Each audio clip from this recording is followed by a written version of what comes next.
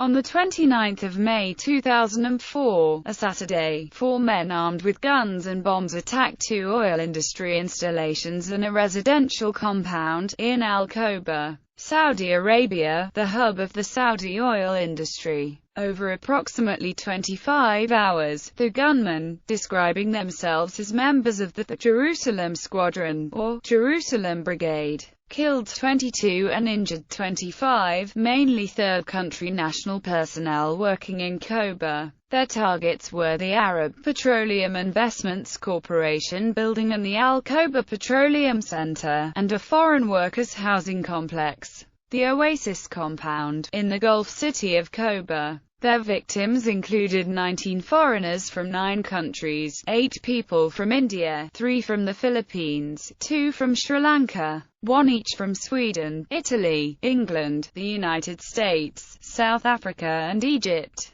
According to witnesses, the attackers asked the hostages if they were Christian or Muslim, letting the Muslims go with a lecture, and slitting the throats of non-Muslims. One victim was tied to the back of a vehicle and dragged through the street. Saudi security forces have been criticized for not being better prepared after a similar attack on foreign workers in Yanbu, al-Bara a month earlier, and for allowing ease of movement and operation by the assailants, including the escape of 3 of the 4 casualties and survivors. Perpetrators. Most news described the attackers being 4 in number. Claiming responsibility was a previously unheard-of militant group calling itself the Jerusalem Squadron, or Jerusalem Brigade, of the Mujahideen of the Arabian Peninsula, a local Saudi Arabia-based faction of al-Qaeda. The group said it was attacking Zionists and Crusaders, who are in Saudi Arabia to steal our oil and resources, according to the then Saudi ambassador in Washington, Prince Bandar bin Sultan. The goal of the terrorists was to Saudi Arabia's stability and economy. An audio tape was released in which Abdulaziz al-Makran, thought to be one of al-Qaeda's leaders in Saudi Arabia, took responsibility. Jamestown Terrorism Monitor identifies its leader as Turka bin Fard al-Motiri.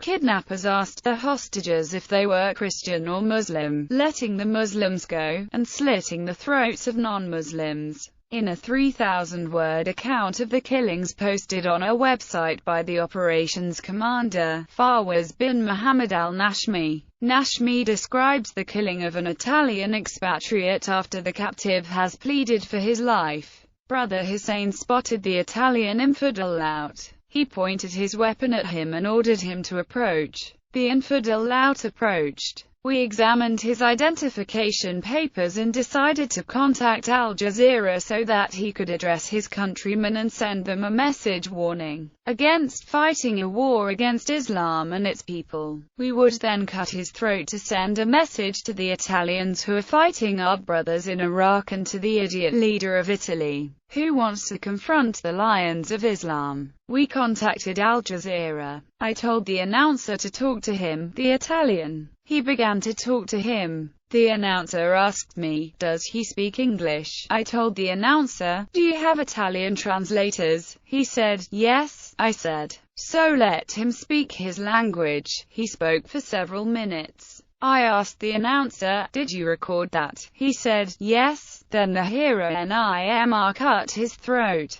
Saudi security forces have been criticized for allowing the perpetrators to move freely from one target to another as late as 5 hours into the attack, to eat and sleep at the hotel and to give an interview to Al Jazeera television over the phone during their operation. Government forces also failed to prevent the attackers from fighting their way out of the compound and escaping. According to author Michael Griffin, the seeming impotence of the security forces and the stolen SUVs, pilfered uniforms and a freedom in their savagery of the attackers may indicate that the attacks were condoned, if not encouraged, by the security forces set up to protect the foreign workers. Timeline of the attack. Sources for attack details. Various accounts exist of the precise details of this attack. Al-Khobar Petroleum Center at 6:45. A group of 4 terrorists, separate from the group that attacked the Oasis compound, arrive in a vehicle and shoot at guards and employees around the front gate of the Al-Khobar Petroleum Center, which is next to the DHL building on the main Doha to Khobar road.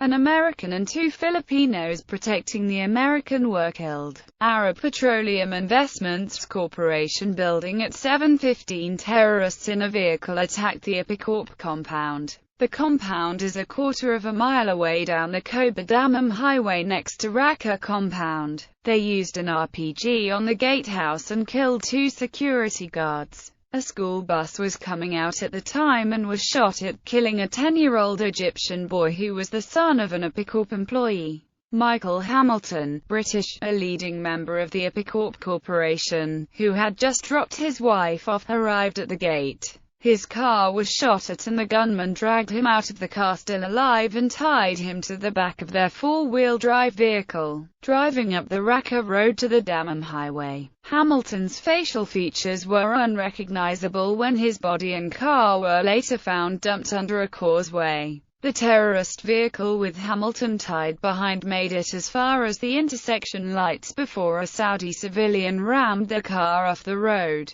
The terrorist shot the Saudi dead before he could get out of his car. The police shot the terrorists before they could make their escape. Oasis 3 compound at 7:36. Terrorists scaled the walls of Oasis 3 compound. Another 5 drove up to the main vehicle checkpoint. A civilian car was in front of the attackers and a school bus behind in the queue. The checkpoint had 2 closed gates. A car drove through one gate, was inspected after the first gate closed, and then the second gate opened to let the car through. While doing so, a terrorist opened the sunroof of their vehicle and killed the 2 armed guards with a machine gun. Turning back, he fired on the school bus, killing 2 children and wounding 4 children. 5-year-old and 7-year-old children were critically wounded. The terrorists then drove into the main compound area. A security guard then got the children off the school bus and conducted them to a safe area in the compound. They then exited their vehicle and moved on foot into the residential complex. They kicked in the doors and slit the throats of any non-Muslims they could find. Among those murdered were an Italian cook, Antonio Amato, and a Swedish maitre d'hotel, Magnus Johansson,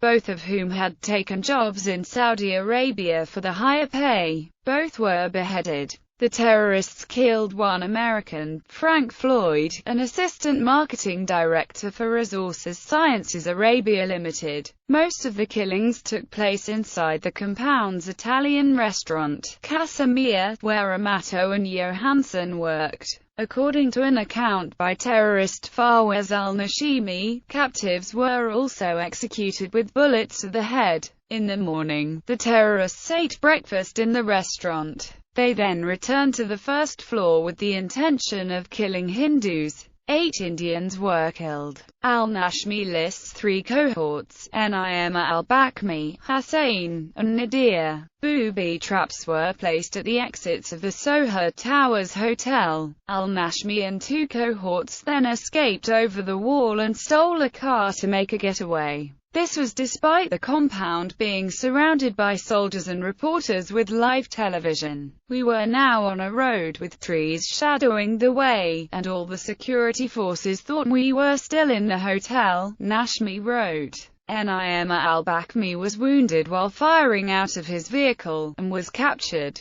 Rescue operation by 21:30. Saudi Special Emergency Forces had surrounded the complex and extracted the school bus children who were hiding in an underground parking garage. A few British nursery workers were rescued from the Oasis compound, and were returned to the Las Dunas compound, where their families and friends had been waiting. At 2:00 the next morning, Saudi Special Emergency Forces attempted to enter the booby-trapped hotel. Several were injured in 2 explosions, and the group pulled back after receiving threats from the remaining terrorists to kill the hostages. At 2:32 American military officers were injured and subsequently admitted to Saad Specialist Hospital and later flown out to Kuwait. Saudi forces in 4 National Guard Kawasaki KC-113 helicopters arrived at 6:30 and were lowered onto the roof of the Soho Hotel to storm the building, while ground attackers fired into the building as a diversion. Following the operation, Saudi authorities announced that all the hostages were free and that they had killed 2 terrorists and captured another. Apparently, most of the attackers had fled before the Saudi raid. However, according to the Jamestown Terrorism Monitor, the terrorist cell was miles away by the next morning when the counter-terrorism forces landing on the hotel rooftop, and none of the terrorists were killed. The Saudi Interior Ministry issued a statement claiming 41 hostages had been rescued by the commandos. According to a Western diplomat, the hostages had been hiding in parts of the complex to avoid being killed by the gunmen. Downtown Khobar. During the same day, shooting broke out in downtown Khobar, about 20 minutes away from the Oasis 3 compound. A vehicle was reported to be driving around the Khobar area with 4 armed men on board. They proceeded to kill and injure another 11 security and military personnel located at approximately 5 other compounds, with 1 being confirmed as the Golden Belt. Emergency response in schools away from attack sites. The British and American schools around Khobar and Dhahran were put on lockdown during the terror attacks. In Dhahran, British Grammar School and the Dhahran elementary and middle schools as well as high school children were not released from school until over an hour after the usual time. International Indian School, Dammam is a school about 30 minutes away in Dammam. Several of their students lived in the Dhahran, Khobar area. The school was on lockdown until it was time for school to dismiss, with many of the kids not knowing what was happening. Many area schools ceased their term few weeks early due to the events. Aftermath of the attacks. Following the attacks, some foreign workers either fled the country or were evacuated by the companies they worked for, as they felt it was too dangerous to stay. The attack provided a significant morale boost for Al-Qaeda, according to the Jamestown Terrorism Monitor. However, experts interviewed by the New York Times stated the lack of strategic importance of the sites indicates the weakness of the extremists. World oil prices soared to $42 a barrel after the attack. Several of the nearby compounds like Al-Mohoish, Rolako, Tig, Al-Bustan, and others had around 3 to 6 Saudi army soldiers stationed at the gates checking each car thoroughly before allowing them in. Security at Oasis was hyped to the point where there was a lane out of each of the surrounding streets that was taken and dedicated to security lines. Each lane was blocked from the road by barricades, and eyewitnesses describe it as pretty much impenetrable. There were several stages of army protection, including thorough checkups. Each army personnel was armed with machine guns. Several schools shut down a few weeks early, including ISG schools like Dhahran Academy and ISG Dammam.